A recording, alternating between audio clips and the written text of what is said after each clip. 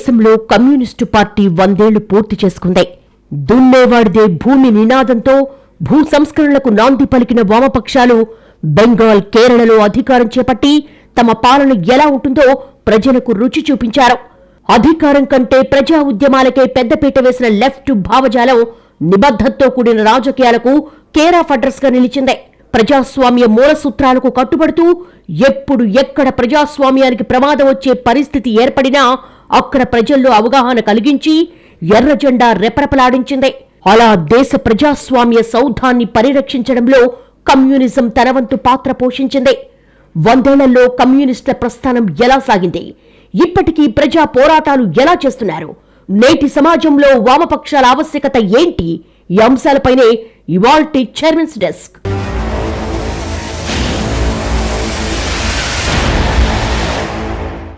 MN Roy, Abani Mukherjee వంటి నేతలు 1920లో తాష్కెంట్లో కమ్యూనిజానికి పునాదులు వేయగా భారత గడ్డపై సత్యభక్త నేతృత్వంలో 1925 డిసెంబర్ 26న కాన్పూర్లో పార్టీ రూపుదిద్దుకుంది.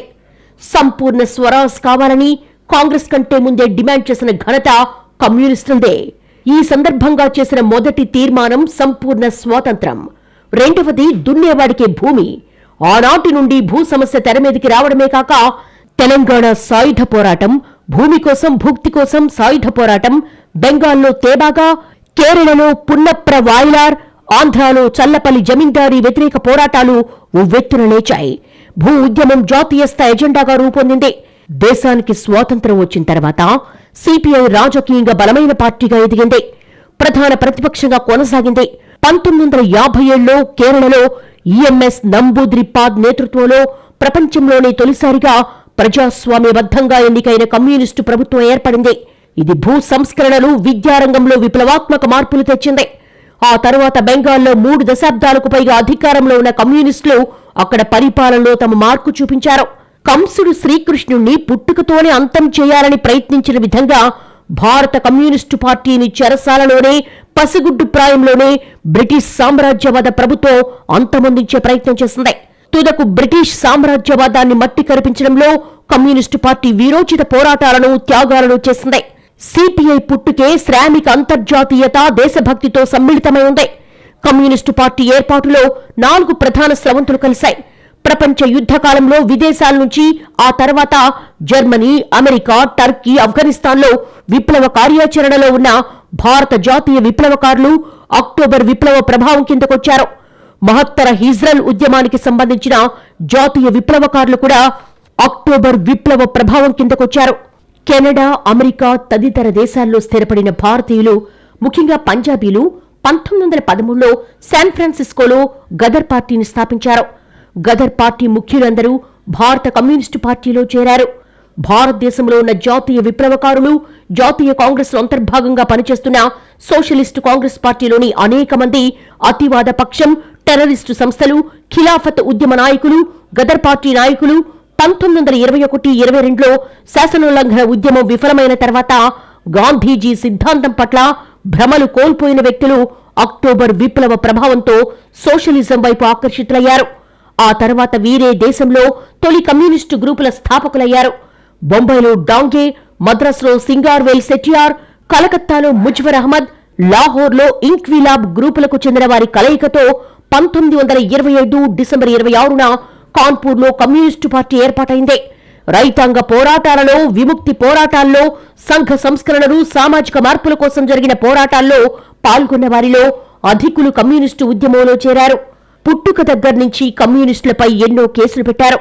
కమ్యూనిస్టు ఉద్యమాన్ని ప్రమాదకరంగా భావించిన బ్రిటిష్ ప్రభుత్వం 1934 జులైలో పార్టీని నిషేధించింది.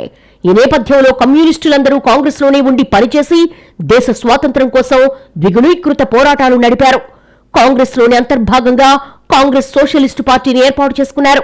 అంతిమంగా కాంగ్రెస్ సోషలిస్టు పార్టీలోని కమ్యూనిస్టులతో పాటు మరెంతో మంది అభివృద్ధి కాముకులు అక్టోబర్ విప్లవ ప్రభావంతో కాంగ్రెస్లోని వామపక్ష గ్రూపులుగా ఏర్పడ్డారు.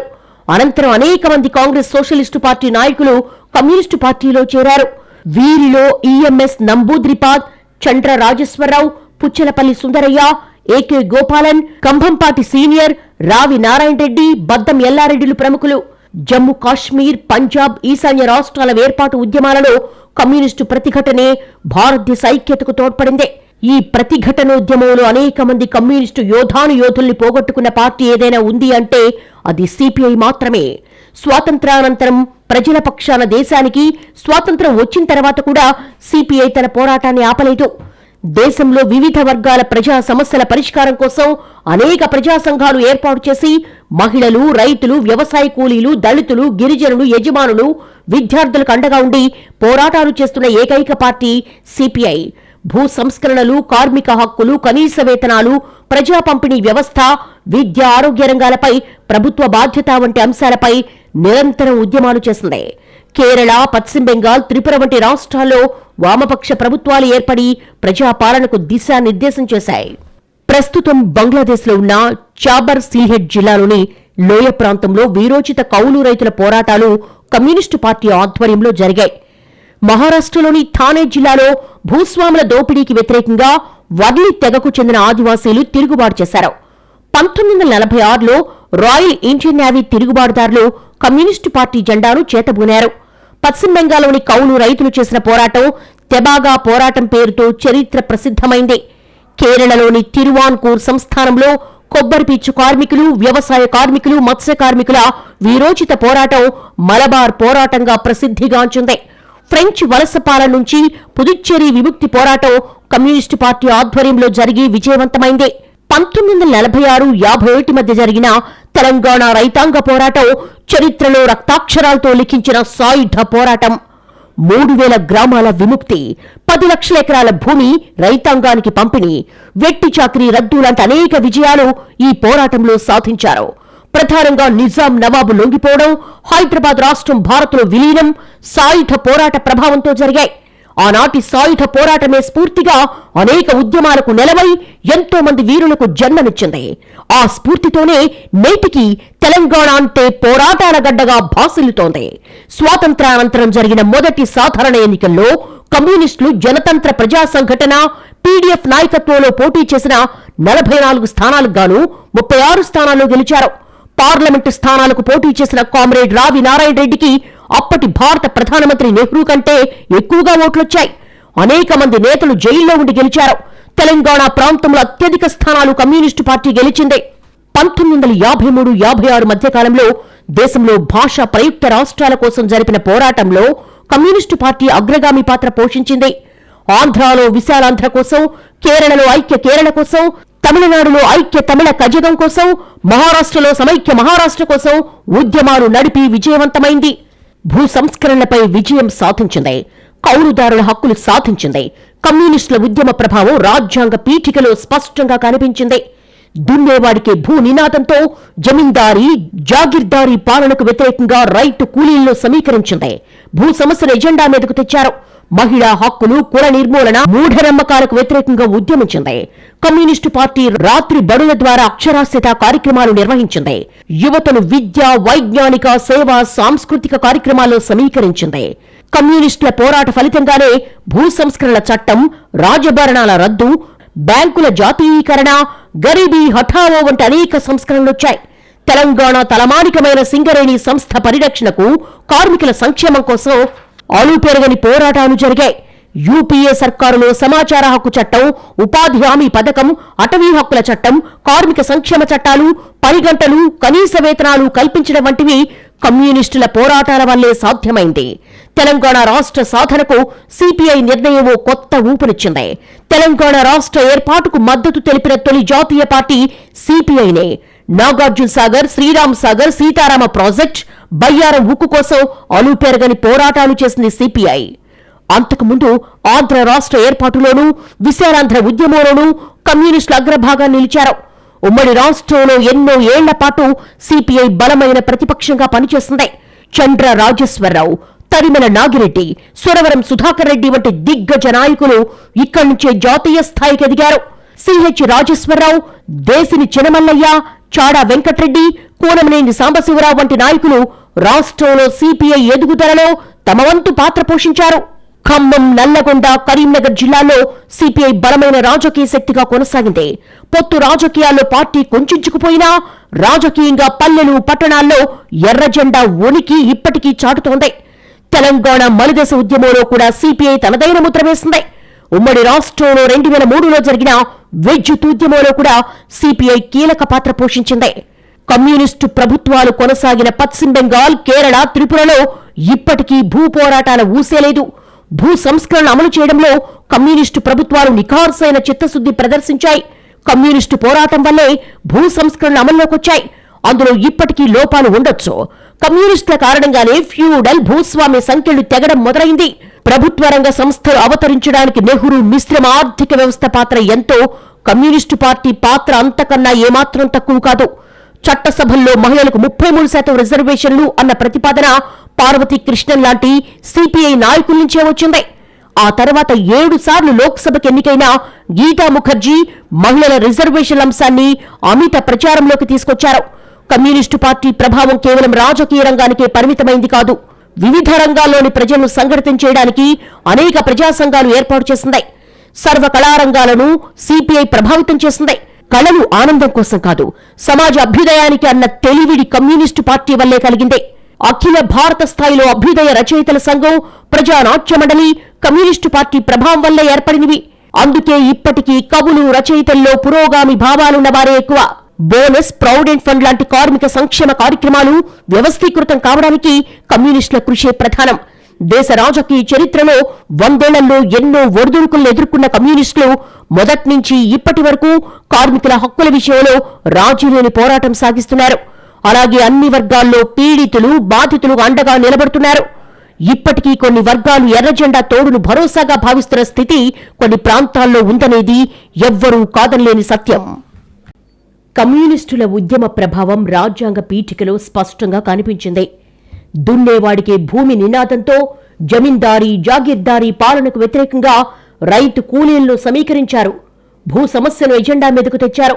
కార్మికులు, కర్షకులతో పాటు మహిళలు, దళితులు, ఆదివాసీలు స్వాతంత్రోద్యమంలోకొచ్చారు.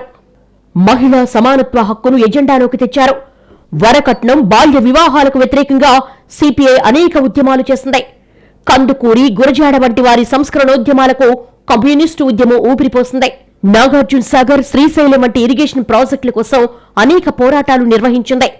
1920లో కమ్యూనిస్టుల సహకారంతో ఏఐటియుసి, 1936లో అఖిల భారత కిసాన్ సభ, 1936లో అఖిల భారత విద్యార్థి సంఘం, 1936లో వ్యవసాయ కార్మిక సంఘం, 1936లో అభ్యుదయ రచయితల సంఘం Arasam, 1943లో Indian peoples theatres association ఇఫ్టా ఏర్పాటు చేశారు. ఇఫ్టా, అరసం లాంటి సాంస్కృతిక సంఘాలు దేశవ్యాప్తంగా సాంస్కృతిక విప్లవానికి నాంది పలికాయి. దళితులు మందిరాల్లో ప్రవేశానికి, అంటరానితనానికి వ్యతిరేకంగా, మూఢనమ్మకాలకు, ఆచారాలకు వ్యతిరేకంగా ఉద్యమాలు చేశారు. ప్రజల్లో హేతువాద, శాస్త్రీయ ఆలోచనలు పెంచడానికి కృషి చేశారు. బాల్య వివాహాల రద్దుకు, అభ్యుదయ వివాహాలకు, సతీ సహగమనం రద్దుకై అనేక పోరాటాలు చేశారు. కాలక్రమంలో కమ్యూనిస్టుల ప్రాబల్యం తగ్గిన మాట నిజం. అంత మాత్రాన కమ్యూనిస్టుల పనైపోయిందనే పరిస్థితి లేదు. ఆ మాటకొస్తే దేశంలో కమ్యూనిజం ఆవశ్యకత, అవసరం ఎన్నడూ లేని విధంగా ఈనాడుంది. ఉద్యోగ భద్రత లేదు. అవుట్ సోర్సింగ్, కాంట్రాక్టు కార్మికుల పేరుతో అతి తక్కువ వేతనాలతో కొత్త రూపంలో శ్రమదోపిడీ జరుగుతోంది. భావాన్ని ప్రశ్నించేవారిని అణిచివేస్తున్నారు. కవులు, కళాకారులను అరాచకులుగా భావించి కాల్చి చంపుతున్నారు. సోషల్ మీడియాను ఓ యూనివర్సిటీగా మలుచుకుని విద్రోహపూరిత విషజ్వాలను సమాజంలో విరజిమ్ముతున్నారు. దేశంలో ఆర్థిక అసమానతలు ఎన్నడూ లేని విధంగా పెరిగాయి. భారత్ 4వ ఆర్థిక వ్యవస్థగా చెబుతున్నప్పటికీ సంపద కొద్దిమంది చేతుల్లోనే కేంద్రీకృతమై ఉంది. ప్రపంచ జనాభా 600 కోట్లలో 3వ వంతంటే 187 కోట్ల జనాభా కలిగిన దేశాలలో కమ్యూనిస్టుల అధికారంలో ఉన్నారు. అలాగే ప్రపంచంలోని 192 దేశాల్లో దాదాపు 150 దేశాల్లో కమ్యూనిస్టు పార్టీలు ఆయా దేశాలకు దశ, దిశ నిర్దేశం చేస్తున్నాయి. చైనా, ఉత్తర Korea, Vietnam, Laos, Cambodia, Sri Lanka, Nepal, Latin America దేశాలు, బ్రెజిల్ లాంటి దేశాల్లో వామపక్షాల అధికారంలో ఉన్నాయి. భారత్ లాంటి దేశాలలో కమ్యూనిస్టుల అధికారంలో లేకపోయినా కోట్లాది మంది ప్రజా సంఘాలలో, కార్మిక సంఘాల్లో సభ్యులుగా కొనసాగుతూ ప్రజా సమస్యలపై నిరంతరం పోరాడుతున్నారు. మనిషి కేంద్రంగా పుట్టిన సిద్ధాంతం కమ్యూనిస్టు సిద్ధాంతం. మెరిసేదంతా బంగారం కాదు, చూసేదంతా నిజమూ కాదని నానుడి ఉంది. అది తర్కం ద్వారా నిజమని తేలింది. అయితే ఆ తర్కంలోకి పోవడానికి ఇది సందర్భం కాదు. సిపిఐ గురించి మరో కోణంలో చూడగలిగితే చరిత్రకు న్యాయం జరుగుతుంది. కమ్యూనిస్టులు దేశ మౌలిక విధానాల పట్ల నిబద్ధతగా నిలబడ్డారని చరిత్ర చెబుతుంది. జనంలో చైతన్యాన్ని తట్టిలేపింది. అయితే ప్రస్తుత కమ్యూనిస్టు కర్తవ్యమేంటి? ఎర్ర జెండాలకు అంకితమైన పార్టీలన్నీ ఒక గూటికి చేరాల్సిన తరుణం ఆసన్నమైంది. ఆలస్యం అమృతం విషం. అనునిత్యం ప్రజల్లో ఉంటుందనే కమ్యూనిస్టు పార్టీ 100 ఏళ్లు క్రియాశీలకంగా ఉంది. అనేక పార్టీలు పుట్టాయి పోయాయి, కానీ కమ్యూనిస్టు పార్టీ ఎప్పటికీ ఉంటుంది. ఇప్పుడు దేశంలో ఉన్న సవాలు ఎదుర్కోవడానికి కమ్యూనిస్టులంతా ఒక్కటవ్వాలి. కార్మిక వర్గం ఒక్కటై ఉద్యమాలు మరింత పెంచితే ప్రజల్లో ఉత్సాహం రావడంతో పాటు కార్మికులకు న్యాయం జరుగుతుంది. తొలుత సిపిఐ సిపిఎం కలిస్తే ఆ తర్వాత మిగతా పార్టీలు కలవడానికి వీలుంటుంది. ప్రపంచ కార్మికులారా ఏకం కండి అంటూ పిలుపునిచ్చే కమ్యూనిస్టులు మొదట తాము ఏకతాటిపైకి రావాలనే వాదన గట్టిగా వినిపిస్తోంది. ఈ డిమాండ్ కేవలం కమ్యూనిస్టుల అభిమానుల నుంచి మాత్రమే కాకుండా సాధారణ ప్రజల నుంచి కూడా ఉండడం లెఫ్ట్ పార్టీలు గుర్తించాల్సిన అవసరం ఉంది. కొంతకాలంగా విలీనం దిశగా చర్చలు జరుపుతున్న వామపక్షాలు మరి 100 ఏళ్ల సందర్భంగా అయినా ఆ దిశగా ముందడుగు వేయాలనే అభిప్రాయం సర్వత్రా వ్యక్తమవుతోంది. ఇది ఈ వారం చైర్మన్స్ డెస్క్. మరో అంశంతో మళ్ళీ కలుద్దాం. నమస్తే.